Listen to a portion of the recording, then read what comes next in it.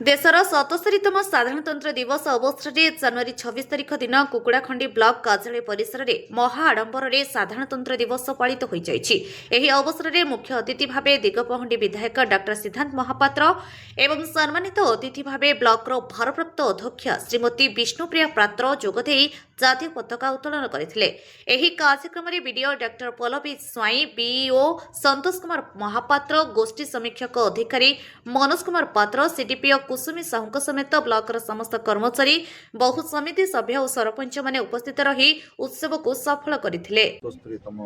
गणतंत्र दिवस उपलक्षे समस्त को मोर निर्वाचन मंडली समग्र ओडिशावासी भारतवासी समस्त को हृदय अनेक अनेक शुभेच्छा। बाकी रहा आज दिन आम मन पकू ये जे अनेक स्वाधीनता संग्रामी अनेक से समय जो मैंने भारत नूतन भारत वर्षर निर्माण जो मान बहुत बड़ गोटे भूमिका रही है। समस्त जो स्वप्न था जो भारत गोटे संविधान हो से संविधान टी जमती समस्त को न्याय दौर प्रत्येक कथार तेणुक से संविधान प्रणयन आजिका दिन में होता जहाँ को आम साधारणतंत्र गणतंत्र दिवस भाव में आम पालन कर 1950 26 जनवरी 1950 मसीह। तो ये गणतंत्र वैचित्र हूँ गण और तंत्र।